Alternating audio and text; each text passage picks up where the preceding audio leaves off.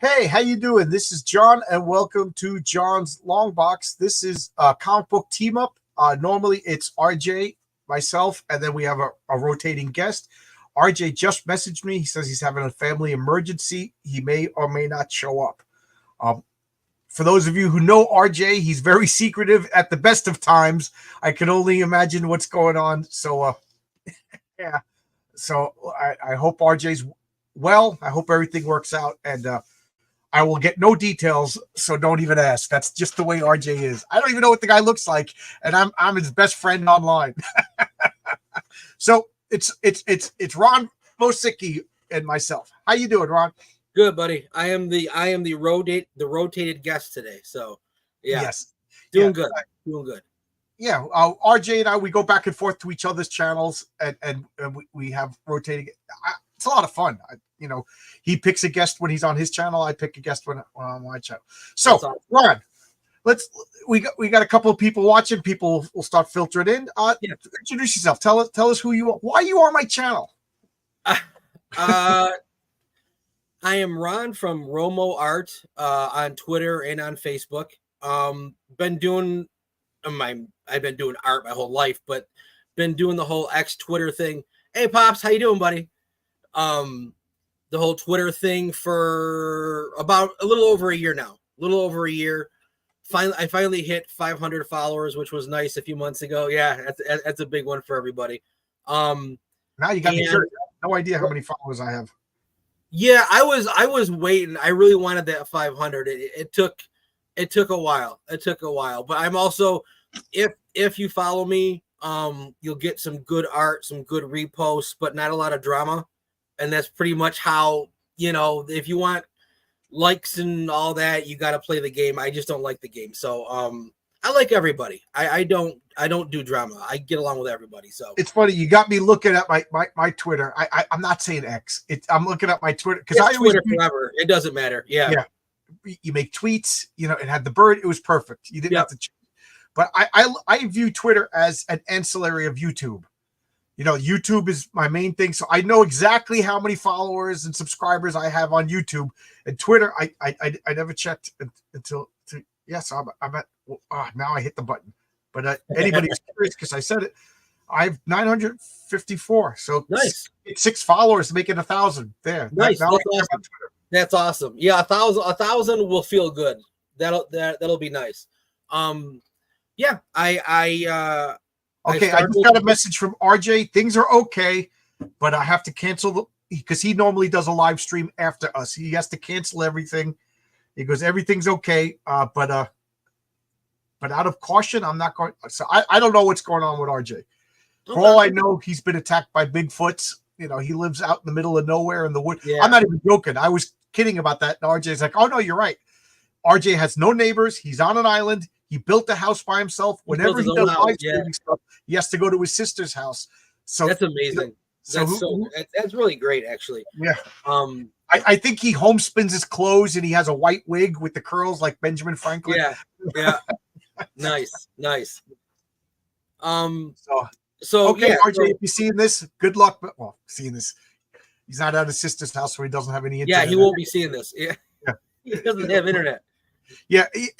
I don't want to alarm anybody, but I know it's a big deal if he's canceling his Wednesday talk because that's his main show. He did say everything is okay though.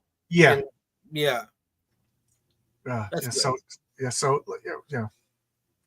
RJ, like I said, I will not get any details. Yeah. He's very what's close to the heart, close to the chest. Yeah, he's very close to the chest. It's rare to find someone like that. It is. Yeah, it's rare. People talk about a guy that doesn't do drama. Yeah. People like to talk about themselves, about whoever. It doesn't matter. They just like their own voice. It's rare to find someone who really doesn't say anything. He loves comics. He loves making comics. He'll talk to anybody about comics, and he doesn't ask anything. And if you ever bring it up to him, he goes, "I don't know what you're talking about." And he really does. Like after the show, he's just like, "I don't know why anybody's even interested in that." Yeah. So whatever. I've also heard close to the vest. Yeah, I know I butchered that. So anyway, close to the vest, close to the vest. That's yeah. What did I say? Close to the chest? I said close to the chest. You said close to the heart. Yeah. So we'll get there. Yeah, we'll get there. So Yeah, anyway, Ron, I just hit puberty, ladies and gentlemen. It's about time. Yeah. Ron's been working on my comic. He did Unheroic Tales, which is the I think 8-page backup. It was originally 7. You did a nice 2-page spread. Yeah. Backup, which is the origin of Lucius Kane, the Suit, who's going to be a major bad guy in future issues. And that's something I would like to do going forward, but I'm going to do it properly. If we hit the stretch goal, we'll do it, because I made issue number 1 quite expensive, but it was all fun and excitement. So Ron and Oscar will be the team going forward if you're willing to do it. Yeah, I mean, absolutely. Doing your book, it fell into the right time slot. You know what I mean? Because I am really lucky. I'm lucky enough to have work for at least the next probably 3 to 4 or 5 months. Oh, good. Depending on how fast I work, you know what I mean? And I usually work fairly quickly for an indie artist. You had no problems. I sent you the scripts, next thing you know, you would like turn it. I was like, oh man, I got to pay this guy already. I just paid him. You know I'm fairly quick. It usually at least a page and a half to 2 pages a week is what I really strive for.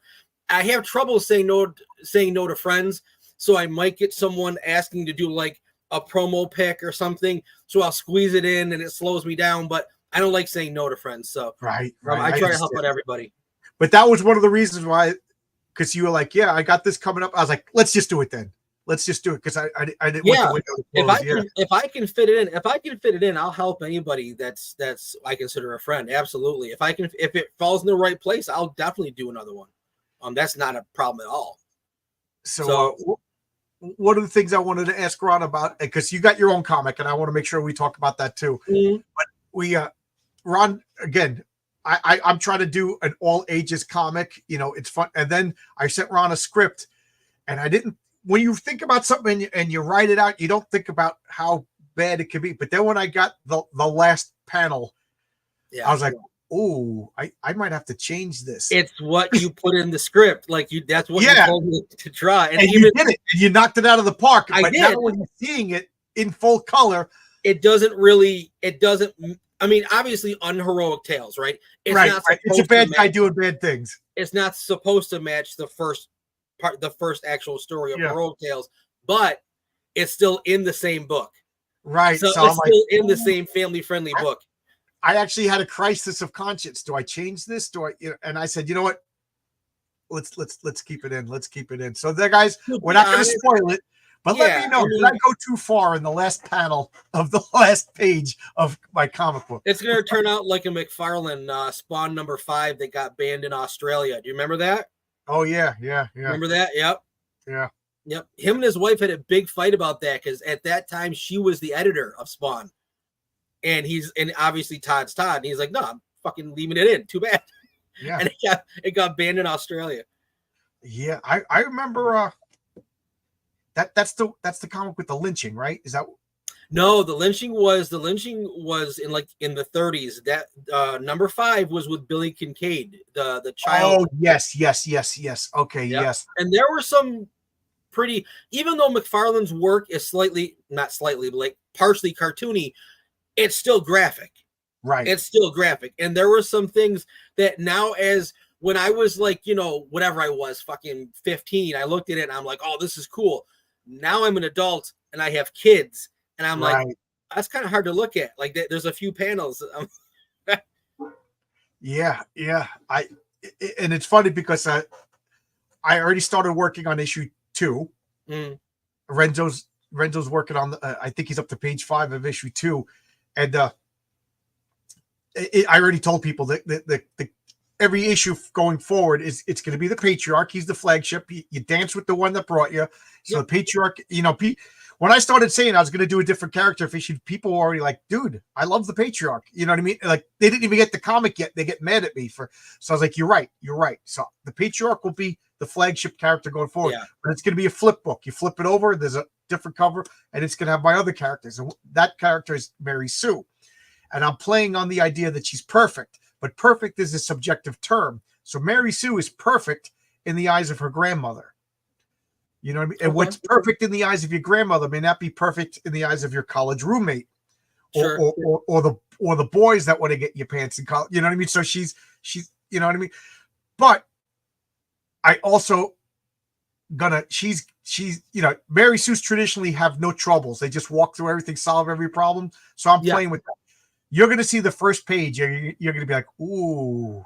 So I'm already worried. Like, is this going to be bad? You know what? RJ's not here. We're going to do a spoiler. Go ahead, Ron. You talk while I find this. I'm going to show everybody the rough pencil. I'll just talk. So, all right. Well, explain a little bit about what I might be doing, hopefully, in the future. So, right now, I've been very lucky to hook up with a handful of creators and have constant work, and that's helping me with rent because me and my family are pretty much living off of honestly nothing. I always tell my wife, I don't know how we made it this long, and we always have what we need. It's amazing. But I'll be taking over the store that I've been a protege at the end of this year, so I'll finally have an income.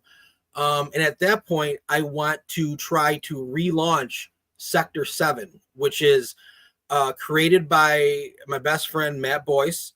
And on Twitter, it's with this page is still up. On Twitter, it's Inside Sector 7. We tried to launch it last year when no one knew who I was, and 500 followers isn't a crazy amount, but I had 3. So we made every, I can't say we made every rookie mistake. We did. I made every rookie mistake. I know, we did good. We didn't have time in the game. We literally no one knew us. And I didn't understand what the Indieverse actually was. I thought, hey, it's good. It looks great. I've got professional comic artists saying this looks great. I know the story's good. I'm also a writer, and Matt is an English teacher. He has a master's in English. The dude can write. I mean, he's really good. So I'm like, when they read it, they're going to love it. But I didn't know that really in the indie sphere, it's not who you are sells the book more than the book, at least at first. Unfortunately, I didn't know that. So, yeah. I'm going to pat myself on the back here, but I think I'm pretty likable and people like me. And I'm going to say, I'm making up numbers out of my butt right here, but I'm going to say half the people are buying my comic because they like Renzo's artwork.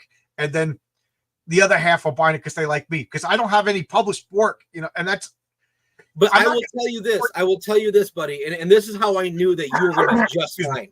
I told you from the beginning, I was like, you're going to kill it. You're going to be fine. Yeah. Even if they liked Renzo's work, if they didn't like you, they would be absolutely bashing it.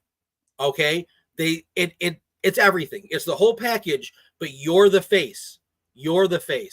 And that's how I knew you'd be fine. Everyone loves John. It's and here's Oscar. This is your colorist. I don't even know if you guys ever actually met, but Oscar. We never met. No. Hey, buddy. And Oscar is an excellent artist too. I didn't know that. He drew a fan art of the Patriarch, and I have a Patriarch story I would love Oscar to draw and color. So, nice. Issue 1 is the experiment. Once I know what to expect, I have worked hopefully for you guys for a while. I said John was likable. Could you do me a favor? Can you tell my brothers and sisters that? Because sometimes they forget. And Renzo is amazing. Not only is Renzo amazing, he's humble, he's a good guy, and he's working on his own project that he wants to build up a fan base before he announces his own project. And man, I it's going to be great.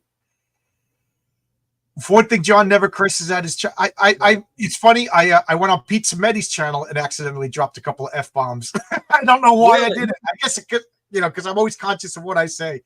Hey, Oscar, nice to meet you too, buddy. Yeah, Oscar is super talented. Oscar, send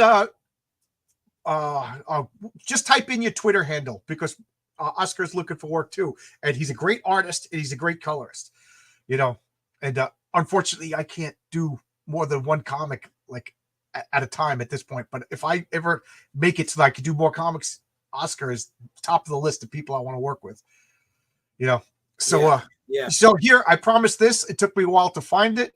Oh, and now I'm hitting the wrong buttons, but this is the sneak peek. I'm always giving things away. I'm always giving away. Okay, so this is the first page. So Mary Sue has a scar, and this is the first image you're going to see of Mary Sue in the comic. I'm putting her through her paces because I'm playing with the idea of a Mary Sue. Her name is Mary S.U. Sue. She's Chinese. Well, she's born in America. She's born in Flushing, Queens, New York, but her grandparents fled Mao Zedong in China because they were Roman Catholics. They fled, came to the United States with nothing, started a little store. Their kids turned that store into Sue Mart, and now she's this wealthy PhD, youngest, brightest student to win the Hypatia Award, and now doesn't realize it, but she goes to work for a supervillain, and then hijinks ensue. So now, there you go. Who drew this? That's Renzo. Holy shit. Renzo is so good, isn't he? That's great, dude. Like the emotion is spot on. That is really well done. So there you go. She's a Mary Sue, but like I said, I'm playing. She's perfect. What a great opening. Whose idea? What a great. I mean, that's the first page you see. You've got to flip it and see what's going on. I don't mind releasing this because it's doing exactly the job that I wanted to do. It is doing the job. It's a bit. I mean, it's graphic for a family-friendly book, but let's be honest. You know what I mean? How many 6-year-olds are going to be buying this book? It's adults. Right. It's adults. Right. How many 6-year-olds are going to wake up, go on a computer, go look at a crowdfunding site, and drop? The comic is $10, but it's really $20 because you got to get shipping. I have no control. You know what I mean? Yeah. So and and then issue 3. Oh my God, I don't want to name the character yet because he was originally called the Raven. He was a Batman type, and it was good because Renzo loves a Batman type, and so I wanted to have a street level violent vigilante. And then everybody's like, oh yeah, there's already a Raven. He's Raven for the team. I'm like, yeah, but this is completely different. And then you know what? I'm like, you know what? I got to change the name. So I changed the name to the Rook. And then Jeff Johns comes out with a comic called The Rook. So I'm not telling people what the name of the character is until it comes out because I'm tired of people taking my names. Yeah, and this is a perfect example of art through adversary because now that I changed his name, I changed the concept of it, and I'm more excited. He was a generic Batman type. Yeah. Now, oh my God, is this character going to be amazing? I told Renzo about it, and he goes, I got to draw him now. So Renzo is drawing a promo poster, and I'm teasing issue 3, and people didn't even get issue number 1 yet. So I'm hoping by like a week from now, we're going to be able to this poster image came whole cloth to my mind, and I'm describing it to Renzo, and he's drawing it right now. I'm sorry, you were talking, but I got it's just that's why the Grackle is a good name. The Grackle is a good name. It's that passion that makes people like you. You know what I mean? It's your project is pure passion. That's all it is. And you can see it from everything about it. The art, the costume design, the coloring, the originality of the city, everything. It's pure passion. It's funny, Derail says rough day in the bedroom. A couple of people said the same thing. I'm just like, I don't know what you're doing. I don't know what you're doing, but we'll talk about something else. Oh, Oscar has a comment that Oscar, remember John Byrne, West Coast Avengers close-up faces in the first page? You know what's funny? When I sent Renzo the script, he sent me a thumbnail, and it was, and I realized that I didn't describe it well. So I said, no, it's a close-up because I don't want you to see what's going on. I just want a close-up. And he said, oh, like John Byrne did in West Coast Avengers. So I was like, oh yeah, Renzo knows his comics, man. Renzo knows his comics. Yeah. So I'm excited. I'm every day. I was talking to Ron earlier today that I was going through a funk, and Renzo and Ron recommended some vitamins and things like that. But I woke up today in such a good mood, and my wife, of course, teases me. She goes, "Oh, it's good to know that your period's over." And then I said, "I'm a man. I don't get a period. I get an exclamation point." And she said, "Go to work. Go to work." Right. Get out. Yeah. Dude, I mean, I'm a conspiracy guy. I think something's going on. I think something's going on. There's no reason that I shouldn't. I haven't really slept well in 3 days. I usually know when there's a new moon or a full moon about 4 to 5 days out, because I can literally tell. I do the exact same thing every single day. My life is very, very regimented. I take the same way to work. It's like 3.5 minutes away. If the traffic is slightly different, I will notice. If people are parked in weird places, I will notice. Usually by noon, I'll be like, there's got to be a fucking moon coming, because something's off. And I'm usually within 3 or 4 days. Because there's a buildup, and sometimes there's a lag. Isn't that a shame that we in the modern world are so out of touch with the phases of the moon? You know what I mean? That that you have no idea like how much it explains. It's absolutely insane. Down to when I see enough, I'll tell my wife, I was like, "Hey, I can't get nothing to work today. Look it up in your book." And it will say in the book, this moon, electrical failures, technical failure, your computer won't work. It's happening. But it's not after I looked at the book, it's happening. And then the book confirms that, like, what I'm seeing, I'm not crazy. You know what I mean? Like, it's so nuts. You could still be crazy and the book could be right. That's both things can be true. Absolutely. But I haven't been sleeping for a few days myself. I just think there's something going on. I don't know what they're spraying. I don't know what they're cranking up on the 5. I think we can say 5G now. Maybe not. We'll see. We'll see if this gets cut off. I'm a conspiracy theorist. Also, but you know, I think conspiracy theories are just cannon fodder for not cannon fodder, welcome fodder for comic book scripts. So there will be. Matter of fact, just today I thought of, oh man, this is a great like secret society to put in the background of my comics. You know, things like that. I love to the point where at work the guys think I'm crazy, and then I'm not stubborn. Because I've been at the same job now with the same crew for 4 years, which is odd for construction, but this is how long this job is. That now I'm going, oh, remember when you said I was crazy 3 years ago? Well, here, this, you know, and they all do the same thing. Nobody ever says they're sorry. They just look at me and be like, yeah, you know. No, I apologize. Nothing. I've had cousins that stopped talking to me when I said I'm not getting this COVID shot, because I said not because of whatever. I said, it takes 10 years to develop a new medicine, and they just rushed this out. I said, I've had COVID. I lived. The danger that I know wasn't that bad. Now, I understand some people were more susceptible, but for me, I had the acceptable risk with the disease. The cure, I don't know. Maybe it was perfect. Maybe it wasn't at this point. Now, you know, I feel like Japan said that they want to start suing because they said, you know, Japan's not a crazy country. They're a well-learned country, and they're saying it causes problems. It caused more problems than it was worth, and they want restitution for the problems that, because they banned the COVID shot early, and they still want restitution for the problems. India didn't take it at all. No, India doesn't. In anything, as far as I'm aware, and again, even conspiracy theorists get conspiracy theories are often actually put out by the intelligence agencies to just disinform. So, but about India, as far as I'm aware as well,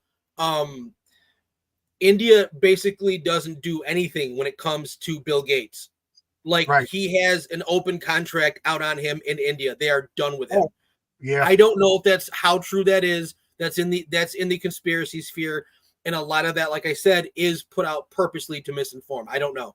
But see, but going back to your point, I have my own views, but my whole thing, the devil's advocate part was, listen, even if this is a nice world and they have your best interests at heart, it's experimental. Right. What are you doing? You can't just put that in your body. You can't do it. Even in a perfect world, that's a really silly move. And whatever. I mean, but at least in our country, No one came barging through the door to force you to do it. You know, they threatened you with their jobs. Most people didn't lose their jobs, but they threatened enough where people got scared. Yeah. It's I was on a 3 to 4 man crew working on the George Washington Bridge, and they just never asked us. And I honestly don't know what I would have done if they asked me. You know, like people say, I would have done this. You don't know. You don't know until they. You don't really know. I know, man. I just bought a house. You know, I was sweating. Yeah. What do I do? So I dodged the bullet. We got Heroinberg in the crowd. Hey, Heroinberg, I don't know if you just saw, but I just had Bill Black on my channel an hour ago. Go check that out. On my way to Heroes Con this morning, I'm sitting here cutting heroin stickers, and we have issue 4. As for conspiracies, you know, Soros backwards is Soros. Spooky. Yeah. That's backwards. Is that's what that means? Oh, Heroes Con. Oh my God, I'm so mad that I'm missing it. My childhood friends are at Heroes Con. We will all get a hotel room, but where's Heroes Con going on? North Carolina, right? It's in North Carolina, and you know, all the people that I've met are there. You know, a lot of comic book people. You know, Renee is there, and really? You know, so many people. Marcus lives down there. He's probably there right now, and I'm so mad. But I only have so much time off for my job, and I'm saving it for what my comics are, so I could do the fulfillment. So I just and in my job, we don't get vacation pay. You just don't work. You don't get paid. Right. So, you know what I mean? So that would be a hidden expense of taking the week off. I just couldn't afford it. Bill should have just stuck to making computer. I just want to know who elected this guy. The guy wants to blot out the sun. The guy sounds he's a legit evil villain. I need to get a fishing license to catch fish in the bay around here. And this guy can blot out the sun. Yep. You know, I don't. There's no elections. There's no elections. Elections are a scam. It doesn't. They were forcing it on us like they did. I was willing to lose my job. No, I agree. Like I said, they didn't come in and literally jab you with it, and that's a good thing. But mental coercion is nasty. You like. I have kids, dude. I get it. And me and my wife made the decision. We'll live in a tent. We will live in a tent. Thank God it didn't come to that for our, you know, in our personal sphere. But I felt bad for people that had to make those choices, and I didn't really hold it against them. You know what I mean? Like, you idiot. No, man, it's not that easy. It's not that easy. I don't like a lot of guys said, like, you could see it in their faces. Like, I didn't want to lose my job. You know, I could, and again, I don't know what I was going to do. It just luckily the force field just deflected it. You know what I mean? And I never had to. I completely, and that's like after that nonsense, dude. So many of my views changed on things. It was absolutely like evasion. Zach Tan. It's for me. Like my base belief is we're literally in the Matrix. I believe we are in a simulation. Okay, so I believe everything is frequency based. So like the more you fear something, the more you bring it to you. And I really like a lot of. I fear my comic making $100,000. Right? Yeah. It all the simulation also knows when you're lying. But yeah, because you don't actually fear. See, it's like it's whatever you're putting out. I do believe in luck, but I believe a lot of luck is definitely. I believe a lot of perfect example of how the simulation works. Plenty.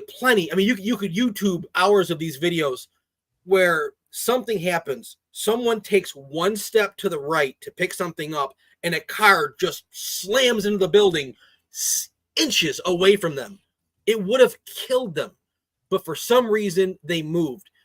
These things happen all the time, and I believe it's definitely based in frequency. I believe that like these bad things that might happen to your neighbor for some reason may just pass your front door. So you just got to have that kind of faith. Like you had 2 once in 21, beat it 5 days. Yeah, it's nothing. I mean, and again, I have my own beliefs, which we definitely would get canceled. I'm not going to talk about them, but I hurt. You see this blue? You see this blue on the wall? Yeah. I painted that while I was on COVID. While I had COVID, I got sent home from work, and I got to admit, because they announced COVID's coming. There's a pandemic. They did the 2 weeks to stop the spread. I just went back to work, and then I got it. I got to say, I panicked because I didn't know how bad it was. No one did it first. Even I was like, well, yeah, I got sent home from work, and I'm laying in bed with the blanket. I'm doing the full-on sick thing. You know what I mean? And then the doctor calls me and says, you have COVID. Who are you with? Who are you? I said, none of your business. Yeah. None of your business who I was with. And then the doctors asked me, oh, what was your sex assigned? Or she said, what was your sex assigned at birth? I go, what are you asking me? What does that mean? She goes, what sex were you assigned at birth? I said, are you asking me what sex I am? And she goes, what sex were you? I go, nobody's assigned anything at birth. What is wrong with you people? I said, are you a doctor? And she said, yes. I said, why are you asking a stupid question like that? What? I said, did the doctor pick my birth? I said, are you asking me if I'm a male or I'm a female? You got to ask me the direct questions. You're a scientist. That's absolutely. He hung up on me, and another doctor called. And I said, I don't know who that other doctor was, but that doctor has no business working if they don't know how basic science. You're either a male and even if you are into all that stuff, which obviously most people know that you aren't, and I'm not. Not that they'll know that I'm not, but I'm not. Even if you're into all that stuff, the way that question is phrased is I don't want to say the hard R, but borderline ridiculous. Let's say, right? Because holy borderline is way over the top ridiculous. Holy the last shit, person what to a ask dumb that question. Right. What sex were you assigned at birth? I don't tolerate that. I don't tolerate that at work. I don't tolerate that. I didn't know my parents got a list of sexes to pick from. Holy shit. What's wrong with the heroin burger? You start with the germs. It's Darby Crash versus America. I posted something about Patti Smith today on Twitter, and somebody said I was going to get canceled because it was, I'll just say, her most controversial song. And I said, you can't cancel old punk rockers. You can't cancel old punk. I welcome. Yeah. The academia has rationed themselves away from reality. Yes. Oh, because academia doesn't have to live in the real world. No, they don't. They don't have to build I've actually spent long periods of time alone when I was younger. Too long. Long periods of time alone. And that wasn't your choice. You were forced. It wasn't my choice, but my point is when you're alone and you only have your own thoughts to go with, you're your own echo chamber. The shit that you start to think, reality really does kind of leave you, and you have to find your way back. Right. And being in an echo chamber will do that. There's no you lose touch of reality. It's a real thing. Absolutely. It's crazy. It's funny because I family members tell I follow the science. I said, "Oh, really? Explain to me the scientific method." Exactly. Like, you follow explain to me the scientific method because science isn't something you follow. No, science is something you constantly question. Yeah, religion is something you follow. I said, if you can name to me the 5 steps of the scientific process, I will believe that you follow the science. And none of what happened that argued with family members. None of what happened met any step. There's a medical thing called Cox postulates. There's 4 different things that need to happen for basically for something to be called a virus, right? There's 4 different things that has to meet. It didn't meet one, not one. And oh my God, dude, what I learned after, in the first month, we were all scared. No one knew. Even the conspiracy people were screaming it's over. Oh, great. Okay. But within a month or 2, I pretty much had a grip on what was going on. And then the shit I found out afterwards. Okay. Let me ask you that. What was your first clue that it wasn't that we were being lied to? Oh man. I remember exactly what my first clue was. I'm not going to be able to tell you the first clue. I really can't. But it was a general, because I was really into conspiracy at that point. I was watching different news stations plus alternative news. It was this inconsistency of information in general, overall. For instance, it's deadly. Its death rate is 3%. Right. What? I could drive my fucking car to work and my death rate is way higher. I remember SARS was 2%. 2%. Nobody talked about it. Nobody cared. Unbelievable. Oh, South Park was making jokes about SARS. SARS and swine flu was supposed to be this, but it didn't work. Whatever was going on, people just didn't give a shit. But this one, it clicked. And 3%, really, eating at McDonald's will kill you 100%. But this is 3%, and you're locking down the world. So it was those kind of and not so subtle inconsistencies. I really can't tell you. I can't say it on YouTube. You know, the whole thing as to everything I learned afterwards. But yeah, it was the inconsistency was the key, though. You have clue that everything was nonsense was okay. You know, we traced it from Wuhan. Okay, and it was the bats, the wet market, you know, people eating it. I was like, oh, okay. I believed it. I bought it, you know, again. So I said to my wife, when are they going to send in all the scientists to round up all the bats and gather the bats and study the root cause? Crickets. So I said, okay, so then I looked up and I saw that there was the Wuhan coronavirus clinic. And that's when I got scared. I said, this is a weapon that was either released or accidentally came. And then when I got COVID, I started to get scared. Yeah. You know, and then I'm like, and as long as I wasn't carrying stuff up and down the stairs, it wasn't that bad. Like I said, I painted my basement, you know, and they asked me to come back to work. I was like, I don't want to come back to work. I'm getting paid. I'm so that was my first clue that it wasn't. And ever since then, and it's funny because my wife is Canadian. She's like typical Canadians. They're not very political, not the way Americans are. Now she is like, you know, I when they said to go home for 2 weeks, I went to Pennsylvania and I bought boxes of ammo. Yeah. And my wife was crying. She goes, why? I said, because never in the history of America that I know where Americans told not to go to work. I said, no, actually they pulled the same thing in 1920. There's photos of people, literally people with the same signs, like wear a mask or be arrested. Like it was sick. It's sick. Yeah, the Spanish flu. So I was just like, the government's telling us to stay home. Base. I said, the government's telling us to stay home for 2 weeks. This is going to be months. Yeah. And I'm not getting paid. So there's going to be riots in the street. My wife was crying, telling me I was crazy. Now, 2 years later, she was like, you know, I don't think we have enough ammo in the house. You know, it's awesome. She got MRIs. You know, we got like 6. I got a solar generator. You know, that's awesome. You know, because you know now there's the avian bird that killing off all the chickens or whatever. It's all bullshit. It doesn't. A lot of comments. Yeah, Herwoodberg is telling us the scientific method. Yeah, I know. The person who's telling me they follow the science couldn't. The 7 steps. They invented 2 steps. You see, that's a good science guy. November 9th, 2019 is when the Wu flu was made public by a whistleblower who was then arrested and executed. Yep. Speaking of bats, I love the bat. Yeah, there you go. I've had that since I was in. My dad bought it for me, literally in like '89. Like I was in 6th grade. That wasn't bought recently. I've carried this with me almost my whole life. I'm 47. I remember I live in New York. They brought aircraft carriers up to be hospitals. Yeah. And then they quietly dismissed them. And they didn't fucking need them.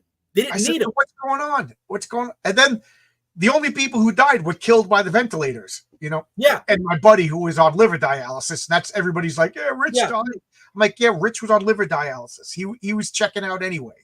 And there's 2 reasons I can tell you. There's 2 reasons I can tell you why the ventilators killed people. One I can't tell you, but one I can. The reason why is because they turned up the pressure on the fucking ventilators. So when someone comes in with pneumonia, but the problem is everything is done by literally just one email from the WHO, the World Health Organization. If they come in with pneumonia, but they test for COVID, and those tests are worthless, by the way, but they test for COVID, okay? You have to treat the patient the way it's prescribed to be treated, which is a ventilator. So what happens when you have lungs that are already full of garbage because they have pneumonia and you're forcing air into lungs? That's why those people drowned in their own fluids. They killed them. And we're probably going to get taken off. I'm surprised. If this was 2 years ago, we would already be cut off. This is crazy. And not only that, I don't know about, you're in New York also. Yeah. a lot of people on Medicare, which was state money, were killed and given federal money. The hospitals got 40 grand for everybody who died. You know, that's why I've been saying, what's his name? I can't even remember the governor's name. Italian governor. Yeah, Cuomo. He's the biggest one who won an Academy Award for acting. Yeah, him. Cuomo was a mass murderer. Yeah, what do you want me to say? Absolutely, no problem at all. He doesn't give a shit. These people. He didn't send his family. Remember, they sent the COVID patients to the nursing homes. Yeah, he took his family out of the nursing homes. Of course. This is information. This is information that like they only let out to gaslight us and piss us off. Like, there's no reason that we should know that he took his family out of the nursing homes. A lot of things are let out into the public in order to gaslight the public. They really do feed off of misery. It's a weird thing, man. It's a weird thing. Not everyone knew how to work the ventilator. Some of them were blowing out lungs and blamed deaths on COVID. Oh, I'm sure. I listen, but what I'm saying is they still did it. They still did it.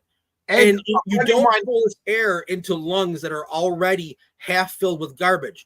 But because they classified as COVID, you have to follow the prescribed treatment. There's doctors that have gone to jail or gone to prison for not doing the prescribed treatments for cancer, even though the treatments that they did, their patients lived. So it's thank you. I'm just saying thank you to Harroberg. He's going to send me issue 4. Thank you. And another thing, I don't know if this is true or not, but one of my buddies is a doctor, and he says everybody has COVID in them, but not everybody had COVID-19. So those tests were picking up any COVID. Those tests were picking up genetic material. Those tests, if you research the guy who made those tests, he died in 2019. He hated Fauci. He lived till 2019. So if you research the guy who made the PCR tests, he knew Fauci. He couldn't stand Fauci. Fauci would never debate him. Well, the liberals all hated Fauci back in the 80s when he said, "Don't go near people with AIDS, don't touch people with AIDS, stay away from people with AIDS." AIDS was his now too. He's a hero. AIDS was his too. Right. He is like the head medical gremlin. And I'm not going to call him a demon because that gives him too much power. He's a gremlin. They're nothing. They're little gnats on society. But he said you could take a pizza out of the refrigerator and test it and it'll have COVID because it's not collecting COVID. It's collecting genetic material, which is why those tests are designed for they do what they're designed to do. They're designed to collect genetic material. They are not designed to weed out and specify certain viruses. What they do is they play with, I forget what it's called, but it's cycles. If you run it at like under 40 something cycles, everyone will come up negative. If you run it, the higher you run it above 40, more and more people will come up positive. Right. That's how they play with the numbers. That's how he explained it to me, but I thought I was going to explain it wrong. So No. He's right with the cycling. It's just that they're picking up genetic material. It's called exosome. It's called an exosome. And David Icke was the first person to get kicked off of YouTube during COVID because he found a doctor from Buffalo, actually, and had him on. He's some kind of forensic doctor. And he's like, there is nothing here. This is an exosome. These are immune particles. Your body makes immune particles even when you're sad to help you. So that's what the test was picking up. Basic immune particles. It's horrible. Yeah. And then I started seeing like newscasters like working, and they didn't have masks on. Yeah.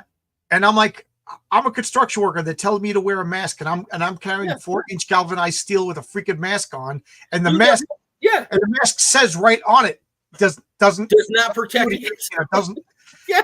But actors, and they're like, yeah, but they have to. I'm like, well, I have to. How come actors not, like, they should be 2 years worth of movies where every actor has a mask on, or they digitally remove them because it's their life too. How come Tom Cruise could yell at his the set designer, stuff like that? There's that famous outtake. Tom Cruise, you gotta wear a mask. But how come Tom Cruise isn't wearing a mask? Isn't his coworkers, the other actress's life at risk? You know what I mean? Here's the height of ridiculous. Wearing a mask from the front door of a restaurant to your booth. And then when your food comes, you can take it off. It was never about safety. It was never about anything. It was about compliance and a satanic ritual. That's what it was about. And ivermectin. You know, I remember what Trump, the president of the United States, they treated him with ivermectin and hydro. And then next thing you know, everybody's like, it's horse paste. Oh yeah, well, how come India and Japan treated everybody with ivermectin? You know what I mean? Yeah. I know.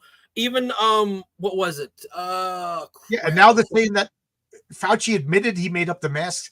Oh my God. Okay, we'll change the subject after this because I'm starting to get aggravated and I want to. I know it's not hard. I know, but this is the last. So I'm at work. I'm underneath Manhattan. I'm like a dwarf down in the way depths of Manhattan, and we had to jury rig like this antenna so we could get the radio. And the radio comes on. They just announced COVID. 8 minutes ago, nobody heard of freaking COVID. Now we're talking about, and then they say social distance. I had a guy running around screaming at us all, "You're not social distance." I said, this term didn't exist 30 seconds ago. Now you're the social distance enforcer. Yeah. You know, oh my God. I was like, they gave me a mask. I threw the guy. I said, I'm on a 12-foot ladder. It's impossible for anybody to be within 6 feet of me. Guy goes, just wear a mask. I said, no. I said, fire me. Fire me. I'm not, you know, I'm a 55-year-old guy up on a ladder carrying a pipe, and you want me to wear a mask? Literally, a guy 2 weeks ago, painter, had a heart attack and died leaving because it was 18 stories up stairways to get out. You know, I'm talking, we're at the bottom of Manhattan, below the subway lines, and a guy had a heart attack and died, and you want me to wear a mask? Yeah. Go F yourself, you know? Yep. But anyway, how's Nano 13 treating you? Nano 13's going good. The first issue was actually on Amazon now. That's pretty cool. How'd you do that? Found out that ivermectin made people recover from flu. Oh yeah, ivermectin's the shit, dude. It actually does work really well. Right, and it's like 2 cents a pill, so there you go. Yeah. By the way, just a little caveat to I don't know if it's called a caveat or not, but to the ivermectin, there was another medicine that they touted as really well, and Fauci went against it, even though in 2015 Fauci had said the exact same medicine was a miracle drug. But the reason why Fauci wouldn't allow these medicines to be used is because if there is a reasonable way to treat a disease, it's not legal to use an experimental vaccine. So he had to actually say, these things, they're not made for that. I don't recommend it, in order to get the vaccine pushed, which he made money off of. That's why that happened. Yeah. That was to me, that's the biggest problem with Trump. But then again, Trump's not a doctor, and people were telling him stuff. You know what I mean? I don't believe Trump, honestly. I really don't. I was a Trumper. I was. After he left, I found out other stuff, and I didn't go far. I was a Trumper for like 2 years, and then I found out more stuff. So then I just went back to the way I was. It's all a scam. Each wing is attached to the same bird. It's done. It's over. Where can I get? You get back at you could get them at drugstores again, but they took them off the shelves for a while. They did. You know, it would. You know, we're going to look back at the last couple of years as some of the most corrupt times in American history. But yeah, you could get. I think more's coming. I think not viral, but I think, buddy, the way life has been since 2020 is so fast and so absolutely insane. Everyone's losing their mind. I don't know if we're going to have a year where we can just breathe and look back at anything. Yeah, I really don't know. I lost my you know, I've been playing Dungeons & Dragons with the same group of people for years, you know, and then, you know, again, we all panicked, we all believed the nonsense, so we all stayed. But these guys were all computer guys that worked from home. I heard that one of the girls in my group still hasn't left her apartment. She went legit crazy. Yeah, they will. And then when, you know, I was walking down the street one day, I was like, I was going to, there was a taco place in Queens where I live, like one of those food trucks. And I'm just walking down the street. Everybody's got masks on. And I'm like, and I bumped into one of my D&D buddies, and she was like, where's your mask? I said, what the if I'm going to wear a mask for? I Yeah. said, they don't stop viruses. She goes, well, doctors use them when they do surgery. I said, yeah, so they don't get spittle in the wound. In the open wound. Right. Exactly. I said, Exactly. but they don't stop viruses. You know what I mean? Yeah. And you got your mask on. So what do you care about me? Yeah. I said, I'm going over there. I'm getting a talk. She told everybody, and that was it. And then they try to reverse it on you. If you don't wear a mask, I'm going to get no. And that was the end. And you know what pisses me off more than anything? We were 3 sessions away from finishing up a 7-year Dungeons and Dragons campaign. That's horrible. And because of I'm a lunatic, I use villains and vigilantes for that system. So in my multiverse, over here is superheroes, over here is fantasy. The stories were colliding. We were heading towards a Crisis on Infinite Earths where the superheroes were going to meet the fantasy characters, and everything was tied together.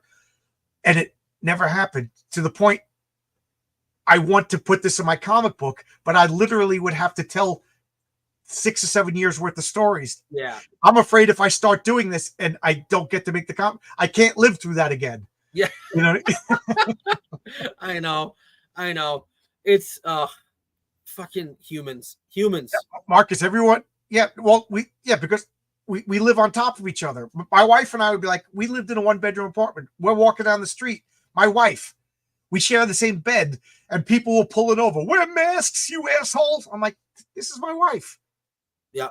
Like, do you wear a mask in the house with your wife? You know, Jesus, man. So I told my wife, we got to move. We got to move.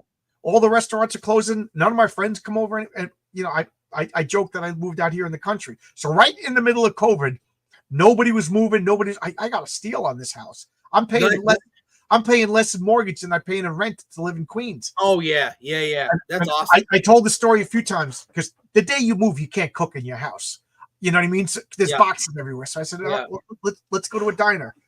And my wife's like, are they open? And I was like, I don't know. You know, we just moved here. You know as much as I do. We drove to a diner.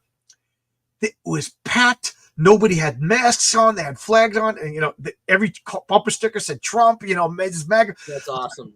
We came home. You know, we walked into the restaurant. There was a couple of people with masks. But you know what? I don't make your own decision. No, if you want to wear it, fine. Don't yell at me. Yeah, right. Exactly. The waitress comes over. Hey, how you doing? What can I get? I got teary-eyed. You know, and the night before I drove over because we had an exterminator came. So I actually slept in my house on a cot. You know what I mean? And I pulled into a 7-Eleven to get potato chips and, you know, something to drink and stuff like that. And there was a bar called Mr. Lucky's, and there was people playing pool. There was music playing. I'm not even joking. I sat in my car crying. I'm like, oh my God, people out here are sane. That's so cool. You know what I mean? And I keep telling my wife, we got to go to Mr. Lucky. She's like, you ain't going to no bar called Mr. Lucky. But I'm like, I feel like I owe that bar. I feel like it gave me back some of my sanity, you know? Yeah. Even though I never been, and the big sign says delicious, best burgers in Suffolk. So I gotta try it out. Me and my wife, my whole family, my wife and my kids, we were living COVID before COVID to begin with. I had already taken my kids out of school. We don't go anywhere. We don't have relatives. We don't do the whole family get together things. We were already living COVID. And then and it's funny because when COVID hit, we were actually relieved at times because, oh, okay, well, we don't have to go to so-and-so's house now. We didn't want to do that anyways. So we don't have to do this now. Well, I'm a social person. I like to have people over and play games. So it was really bothering me. I know. Me and my wife is more social than I am. I am not fucking social at all.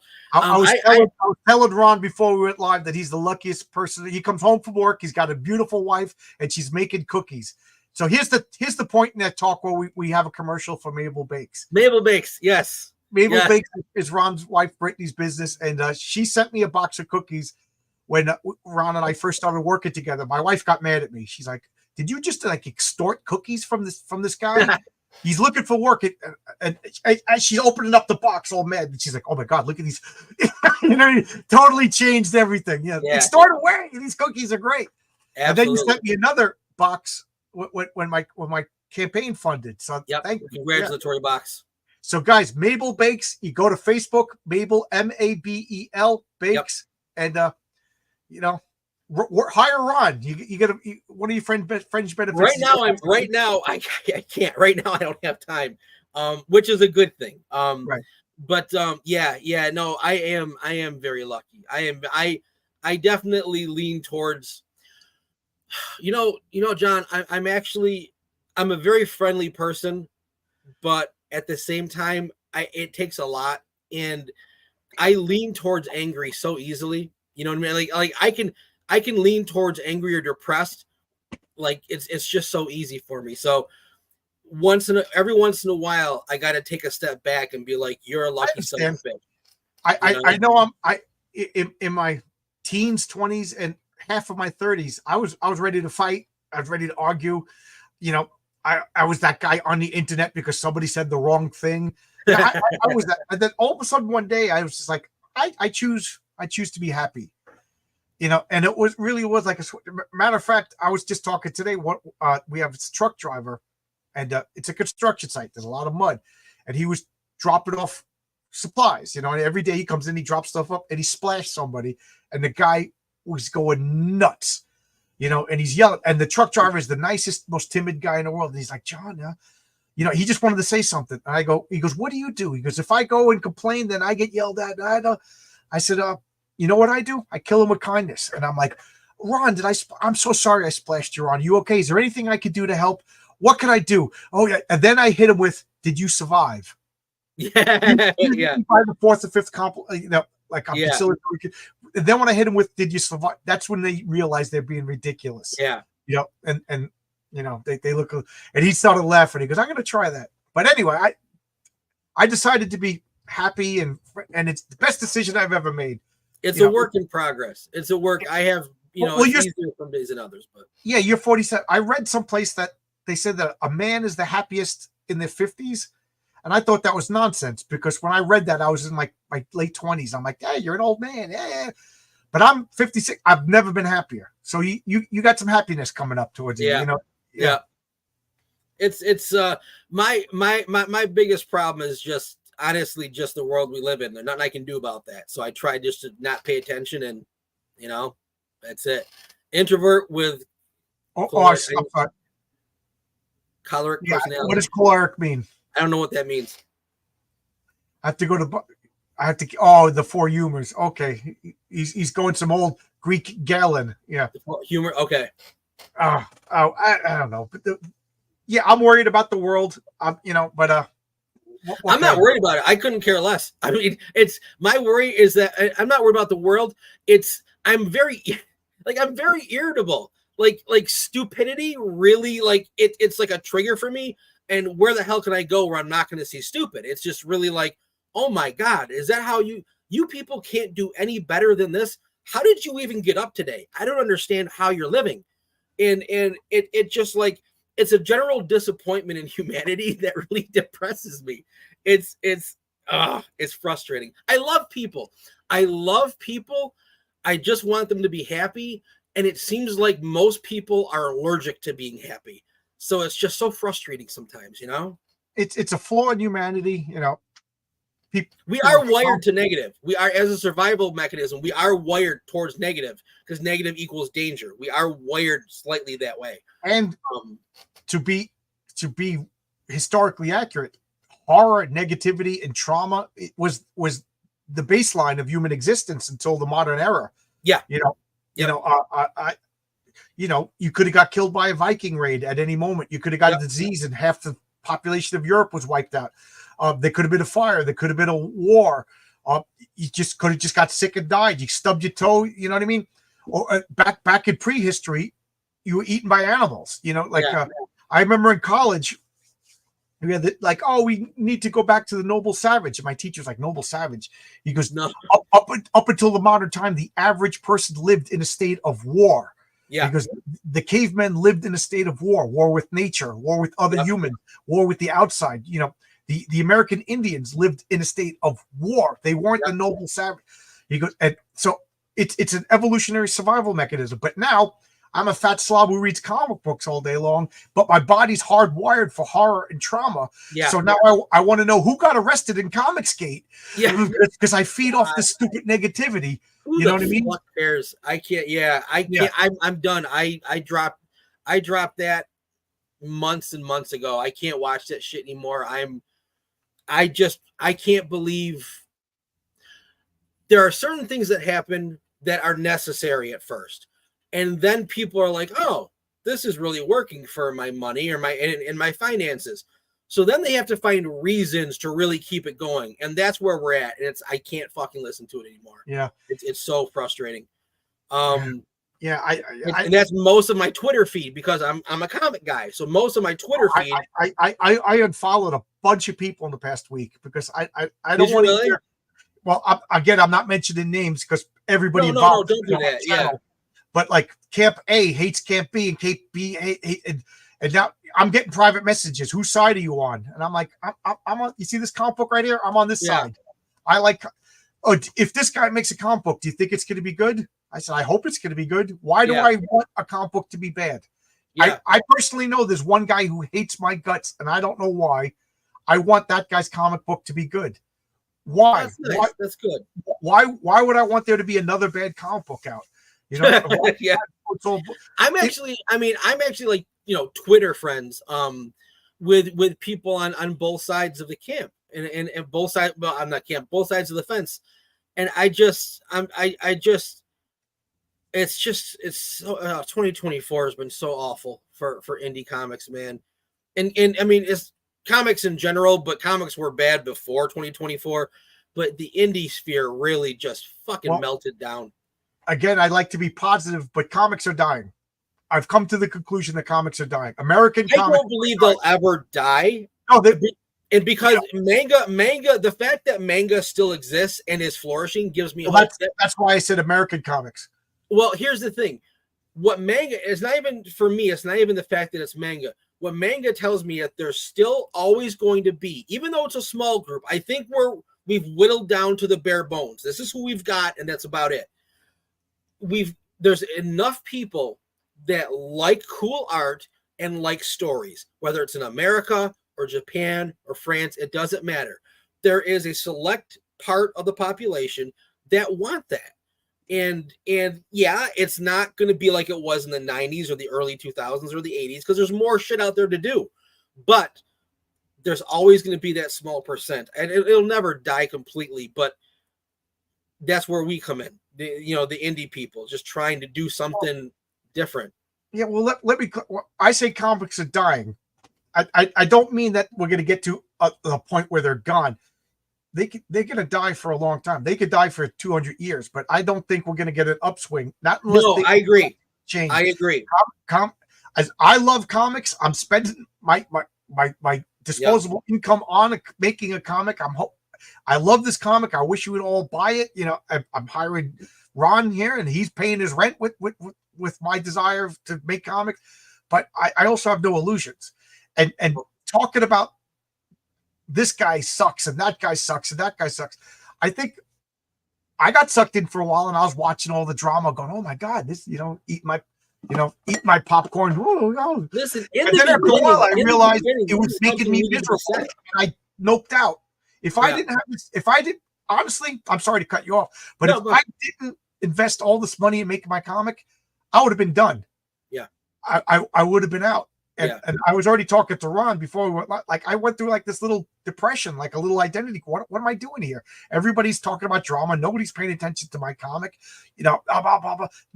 I got myself out of it. But like, I think if I didn't have Heroic Tales, I would have been done. I would have been done with my YouTube channel. And I think there's a lot of people that are doing that. I think this drama brought the crowd. And then after a while, people just like, I don't like this. I'm leaving. Yeah. So there you go. There's people making a living. There's comic people making a living off of drama, not comics, and that sucks. And it really does suck. It appeals to the lowest common fan who's not even really a fan. It really bugs me. Create a reaction if you are good or bad. It made an impact. Right. Yeah. I don't care what they're saying about me as long as I spell my name right. Kind of attitude. Yeah. I listen. Unless we lose. Yeah, unless we lose the internet, unless video games goes back to Pac-Man, comic books will never have an upswing again. That's just not the world anymore. They're not going to become a luxury item. They are a luxury item. Like they are now, yeah. You spend $35 for a comic book. Yeah. A new comic. I'm not even talking about a classic Claremont comic from the 70s.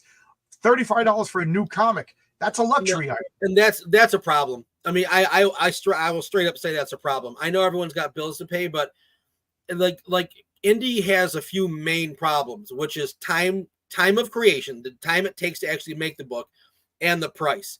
And when you used to take, I said this on my own channel when I had it and I canceled it, and I loved that I canceled it. When you used to take $50 into the comic shop, you could buy like 12 to 15 comics and take a chance on a few new ones that you don't know what they are, right? You take $50 onto Fund My Comic now or Indiegogo, you can buy 2 comics and you're not even looking for the third one. That's a problem.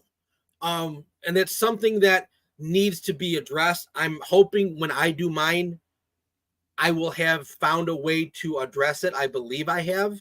How I'm going to launch Sector 7 again with Matt, we're going to do a little experiment. I plan basically I plan on people being broke. I mean, there's no reason the economy should get better. Even when it gets better, it always just goes back down again. So I'm trying to structure the release of Sector 7 in a way that can kind of please everybody. And which is actually something I'm good at sometimes. I'm good at being the referee and finding the middleman and making everybody happy. So we'll see at the end of this year. I'll talk more about it. But I've already told a few people. There's one artist. You're gonna have your comic on. Nano 13 is on Amazon. Nano 13. I asked you how to get on Amazon, and then we went off on this rabbit hole. Yeah, I know. Nano 13 is already the first one is already done. It's on Amazon. You can buy it there, which is pretty cool. It's neat to see my stuff on Amazon for the first time. Are you getting sales on Amazon? What's that? Like people that you don't know, people that haven't seen you on YouTube, are they buying your comic on Amazon? I don't even know, because I mean, here's the thing: it's not my book. I just drew it, so the money that I've been paid is the money I was paid. I got you. I thought you were the co-creator, so yeah. Yeah, no, I'm not the co-creator. I'm just I'm the artist, the inker, and the letterer. So I'm working on number 2 right now with Matt Seaborn doing the inks, and that number 2 should be done, if barring any unforeseen thing, probably around fall-ish. But when I take over the health food store and I have I have at least a base of an income finally for my family, what I want to do is I want to try to get Sector 7 back up and running. And I want to do, like, let's say in 1 week, I can do a couple pages a week. Okay. I want to do 1 page for my book and 1 page for another creator. I want to finish Chris's book. He was the first one to really give me a chance. Thank God for Chris. I've said that so many times. Thank God for Chris. The one I'm doing now, I believe, is 4 issues. Now, Chris has an expansive, just like you, John, an expansive world. His world is huge with multiple offshoots, but the one I'm doing now, Nano 13, is only 4 issues. I want to finish that for him. Can you show any art? Mutt was asking if he could see some of your art. I don't have anything on this laptop, buddy. Go on my Twitter. It's Romo2 Art, John. You know it, and I fucking don't. I think it's Romo2 Art is my Twitter handle. Okay, I'm looking. Keep talking while I look. Yeah. There should. I posted art recently. Like page 2 and 3 was a nice double page spread. The cover is a front and back cover. There's some nice art on there, but yeah, I don't have anything I can bring up on my laptop right now. I'm using my wife's laptop. It's got a better microphone than my tablet. So let's see. That's Sector 7. I love this. Oh my God, do I love this? This is poster worthy, if you ask me. That's why I drew it like that. Like I wanted, because I'm thinking merchandise and stuff, right? But Matt Yackey colored that, a pro colorist. I love Matt Yackey so much. He was so easy to work with. Oh, he killed it. Do I see Brittany's face in her? No, maybe subconsciously, but I didn't mean to. If I did, I don't. Her name is just my sci-fi girl. She was gonna be my boobs and butt sci-fi comic, the bubblegum type sci-fi. Before I did Sector 7 with Matt, I was gonna do a book of her, I'm like, boobs and butt, they sell. So Right. let's just do that. But we I went to just Sector talked to 7. an hour with Bill Black, and he did 200 issues of FemForce, which is boobs and butt. Seriously. This is the first promo art I ever did for Nano 13. That's the very first one. It came out really nice. Yeah, really nice. You scroll up, scroll, keep going. Oh, there's what I just did right here. I just did that. Cool. I just did that for fun. Oh, cool. Yeah, I just did that for fun. What else you got here? You didn't draw that, did you? No, my God. I would love it if I did. Holy shit. Is this you? No. That's Silvestri. I love that you're getting me confused with amazing artists. my heroes. Keep going. Not me. Definitely not me. I love that Ninja Turtle. All that cover. I'm dying to get Dan Panosian on my channel. I've been a fan of his because he did modules for Villain Vigilantes, the role-playing game that I'm constantly talking about. JNSL. I know this isn't your art, but why is this guy doing more artwork? He is amazing. It takes him a while. I'm sure it takes him a while to do it. Yeah. It's so good. So good. No, not me. What is that? No, I got to be coming up because I just posted some earlier this week, I think. I feel bad it's taking so long, but it doesn't matter. Let me see. Keep going. Keep going. Howard Porter. Howard Porter is so underrated. It's ridiculous. Yes, I agree with you. Dude, he's so fucking good. And he's been in the game so long. This is what I wanted to see. There's a movie. That's a movie poster that I did for my friend in Florida. I'm making that big. Look at that. Look at that. I love that. That's a movie poster. Yeah. Yep. That is awesome. Yep. My friend's an indie filmmaker in Florida. And he hired me probably over a decade ago to do a Swamp Monster book. It's the first person that ever hired me to do a comic. And we did one issue, and then he got busy with a kid and everything. Thanks, buddy. Thank you very much. Thank you. And but we stayed friends. And he reached out earlier. Like, if you could get Dan Panosian, tell him I've been a fan since the Great Iridium Con. Oh, if you, yeah. Oh, you want to watch my head explode? Because I've been since before he was a pro.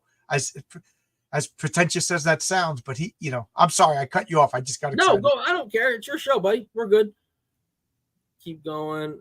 It's got to be coming soon because there's a double page spread of page 2 and 3 that I just finished, and it's gonna be in here. It's got to be coming soon. I post a lot of. Do you have any of Unheroic Tales artwork up here? It's in there. It'd be way down though, because I post them as I do them. So it'd be way down. No, that's not it. This is awesome too. Oh, dude, unbelievable! Can you believe that? Yeah, the detail is inhuman. It's unbelievable. Right. And let's talk about somebody we don't like. Boom, right there. Talk about something we don't like when Bancroft is putting art like that on Twitter. You know what I mean? I know. I'm gonna make this big. Look at this. Look at that. So that's page 2 and 3 of Nano 13 number 2. Yeah, that is awesome. That came out really well. I'm really happy with that one. It did. Yeah, I got Nano 13. I was joking with Bill Black. Every time I have a guest on my channel, it costs me like $25 because I end up back.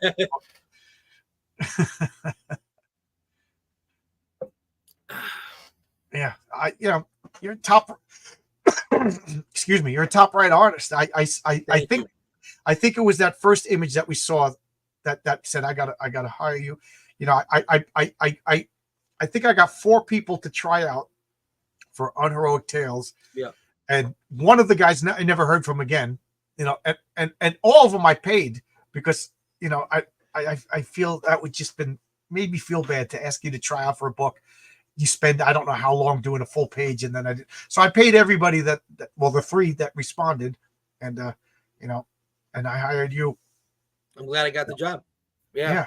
But I just had to laugh because one guy was begging, "Oh, give me a chance. I was like, all right, yeah, you got a chance, and I'll even pay you." And then he's the one that never heard from him again. Always. Yep. Yeah, but like I said, I've assembled the Avengers. My goal is to do issue 2 of Heroic Tales at like 2/3 the cost. Because I made a lot of missteps. I did things that I shouldn't have done. I hired some people I shouldn't have hired. And but Renzo and I were talking today, and he's so excited about the comic, and he's apologizing that he's not going online. I'm like, what are you apologizing for? You know, but he's such a good guy, and he's like, John, I want you to be a millionaire. I want you to. And I said, Renzo, if I'm a millionaire, you're a millionaire too. Yeah, you know what I mean? Because he was no, just like, that's how me and Matt are. My friend Matt Boyce, who co-created. Well, Sector 7 was his original idea. He had a few, just his love of Godzilla and the MonsterVerse in general. He is a kaiju maniac, unbelievable. He had a drawing of the main monster with the snake head is Nagara. He had a drawing of him that was very Godzilla-esque. I was like, yeah, we can't do this. We got to make it look different. And then the first time me and Matt met, I went to his house. I was making copies of my artwork at Office Max. He was doing the copier, and turns out he lived like 3 blocks away from me. So the first time I went over to his house, I was there for probably 2 or 3 hours. We came up with a whole story, and nice. It was like we were brothers. And it was like immediately me and Matt, when we start talking, we could come up with 5 years of story in 20 minutes, and it would be gold because we fire really well off of each other. That's awesome. Yeah. That's fun when you get a creator like that. Oh, with me and Matt, it doesn't stop. It's so easy. And then when he's thinking, like, he'd say, like, I want, like a bullfrog, but it kind of looks like this as a kaiju. And whenever I would draw it, like, he's like, dude, this is exactly what I had in mind. It's just better than what I had in mind. And it was just one of those things that it was so easy that it was meant to happen. It's got to happen. I told him, I'm like, I'm not going to stop on Sector 7. It's such a good fucking story. And so you're co-creators then for that. The original concept is his, but we're co-creators of the story itself. Okay, I don't know why I had it in my head that Daniel 13 you also co-created. No. That's all Chris. That's all Chris faction. Nicest guy, by the way. Yeah, Mark I had him on my channel. He's a good guy. Absolutely. Mark Mulgrave, who I'm drawing the well for right now. Mark he's a fucking sweetheart. Oh yeah. Mark Mulgrave. This is the first time I'm hearing about that. You got another book out, The Well? Oh, I'm doing 2 books. I'm doing 2 books right now. Yeah. So you're doing The Well, and what's your other book? I'm doing The Well, and then Nano 13 number 2. Oh, okay. I thought you meant 2 new books. Oh, cool. No. Let me know when The Well is. Are you advertising? Mark's gonna do, and again, the script I've already read. Obviously, very good story. Very Twilight Zone-y, very Stephen King-ish. It's a 1-issue, 36 pages.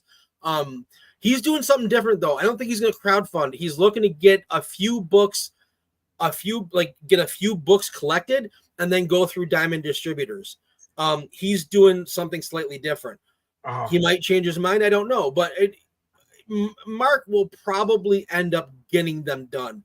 Some people they'll sit on them. They'll pay the book's done, but they have other things. I have faith Mark will most likely get this done. So in some way, we'll see it printed. Just for whatever, because I love going to comic stores, stuff like that. Like I have dreams, like if I get 6 to 7 issues of Heroic Tales done, I would like to go through Diamond and get them in comic stores. You know what I mean? Yep. Release them once a month, and I'll have like a 7 or 8 month buffer to do number 9. Do the crowdfund. I don't know, and then maybe do the trades, get them on Amazon, because I love my characters. I fell in love with the Patriarch, and people are telling me that the comic's not even out yet. People tell me it's an important character because it's about fatherhood and everything. It is.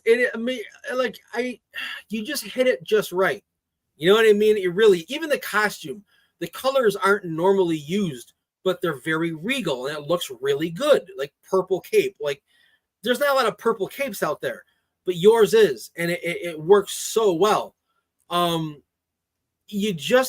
Everything about it everything about this image looks like an image that's already like I've already got it in my long box.